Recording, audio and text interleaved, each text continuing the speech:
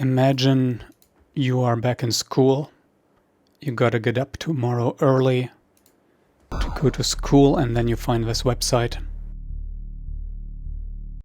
And then maybe you go to bed at 3 a.m. or something like that.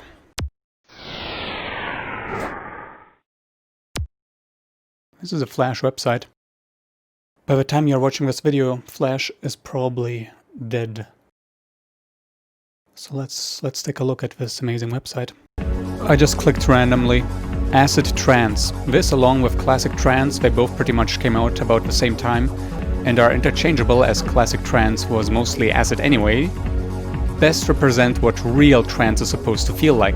Trippy, fluent, hypnotic, very long and repetitive. Once trance got a hold of the 303, dinner was served. This squiggly rhythm box is tailor-made for sci-fi soundscapes and oscillating patterns, and it's a shame to think that the acid trance churned out a decade ago was more thoughtful and interesting than the canned sounds coming out today. Not drug music, but best appreciated by drugs. With drugs? If retro trends have anything to say about it, acid trance will once again be cool to listen to in about 7 years. One can only hope. This was 2001 maybe?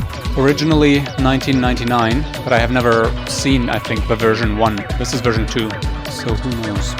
There's a version 3 by now, which doesn't use Flash, and I will probably have a video by the time you're watching this of version 3 as well. Psychedelic Trans isn't total horror in latter years. It actually became to be goofy stuff, with the most bizarre samples inserted, like babies crying, people burping and sneezing, and other avant-garde musical interludes.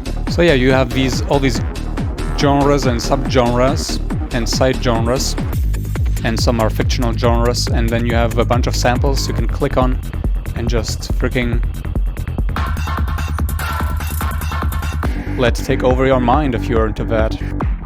I certainly was at, I don't know, 16.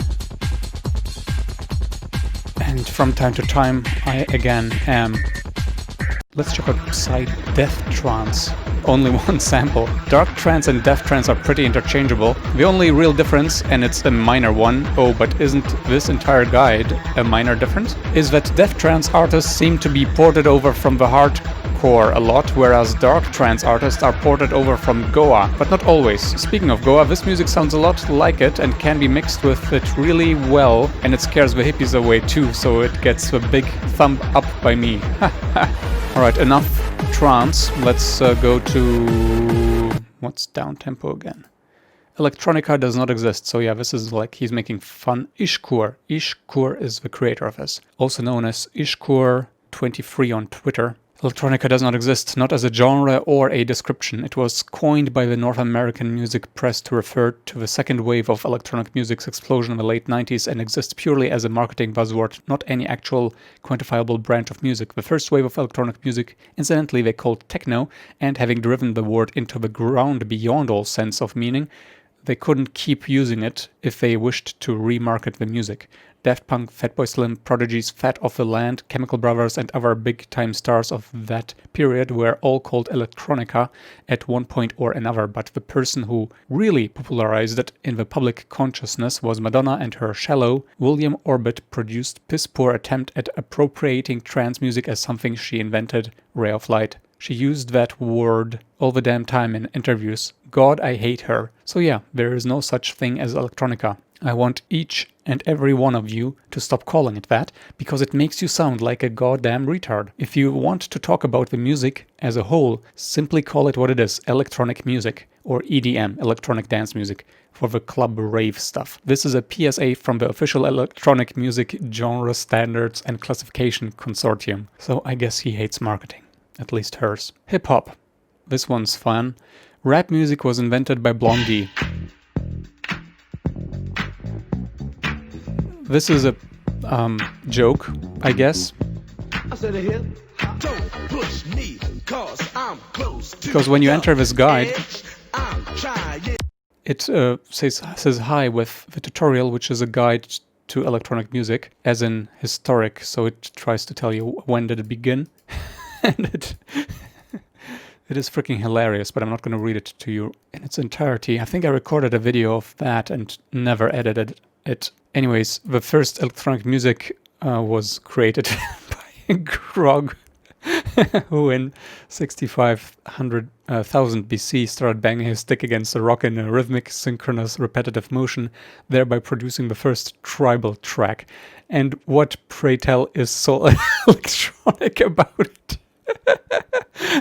Well, he was struck by lightning at the time. It really gave an analog warmth and fullness to his sound. Right, because apparently there are conversations that I was never part of and never aware of before this about history of, I guess he studied music theory or something, about history, music history rather, about origin and originality. There are some many freaking awesome samples in this. But, I mean, I actually used it to find artists to get music from off. But nowadays you would go to Facebook or Contacte page and find some electronic page and just scout what they post and then use the name and track name and just search on SoundCloud and then use a SoundCloud downloader. That's pretty much what you would use nowadays. Ah, nice. Like rats scrambling from a sinking ship, progressive trance and anthem trance producers escaped the banality of the builds, breakdowns and chorus melodies when it was declared by the genre's elite. Read Sasha and Digweed. I don't even know what Digweed is. I think Sasha I kind of remember. And as being thoroughly uncool to keep playing the stuff, okay? Well, he really likes his side sentences, whatever that means. So they latched onto the other genres as a way to stay ahead of the pack. Break trance, breakbeat, tech trance, techno, and deep trance, house, are such genres created in the wake of the great anthem crash. I have no idea what that is. The great anthem crash? No idea. But, you know, when the market became oversaturated, I guess, and they had to market some new stuff. Oh my goodness. Booty trance, question mark, aka ghetto trance? Wouldn't it be great if this genre existed? It would be the one redeeming feature of trance, the genre to actually inject something new into it and make trance interesting again for the first time since 1995. I've kept my eyes peeled and there's not much to make out yet, but there is that interesting transstep stuff as of late that kind of ventures in your territory, but nothing that is full-on booty-shaking cracker raps. How hard is it to get Two Live Crew and BT together? I don't know who these are. It's really hard to find something once you want to re-find it again. There's one sample by one silly British guy, something with J. I don't remember anything about him. Oh yeah, I think it was neurostep. Neurostep.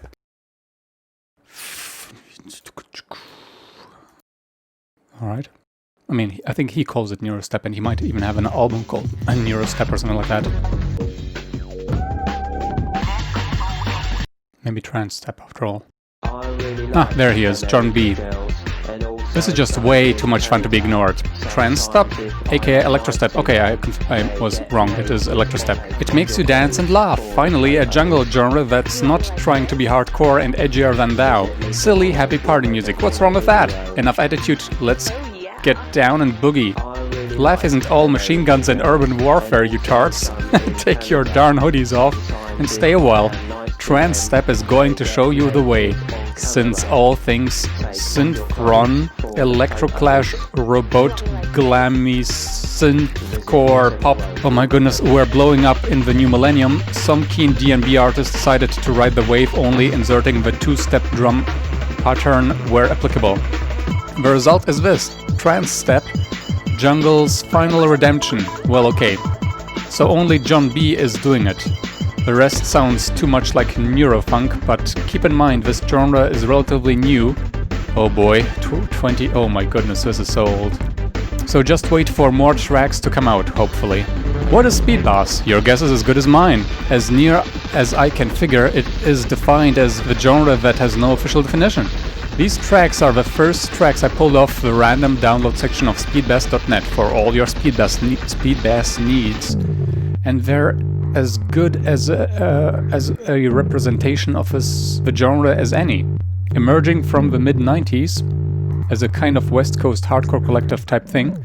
Speed bass seems to be mostly satirical music and ranks beside Glitch in its gleeful rape, oh my goodness, stealing and butchering of pop music tracks. These guys are the best. They're the kind of cool mofos that you'd want to hang out for a weekend at their place, drink beer and make weird stupid music. Okay, alright, let's go for Dirty South. Nothing was more coveted for 8 to 11-year-old males than getting a copy of Two Live Crews, As Nasty As They Wanna Be, back in 1989. I should know, for I was one of them. All the controversy, all the censorship, all the obscenity cases and conservative backlash produced the exact opposite effect in all prepubescent youngsters.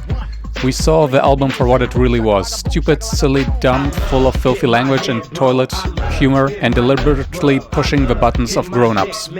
It wasn't until 3 years later that the full influence of the album hit home. Dirty down south booty bass music, oh my goodness, taking the panhandle by storm and ignoring the East Coast West Coast dichotomy in rap music, was party music through and through. The gang vocals, the raunchy choruses and the deep throbbing bass. The Turing test for any fat rides bumpin' subs is wholly and completely unignorable. And the best part is, Dirty South rap music has recently seen a resurgence in the music known as crunk. And it's all thanks to Lil Jon, and by Lil Jon I mean Dave Chappelle. I have no idea why Dave Chappelle, why? I don't know, but it's cool. Alright, so this is one of the best samples on this whole version. See you next time in version 3 of Ishkur's Guide to Electronic Music. I will see you there. Until then, ciao.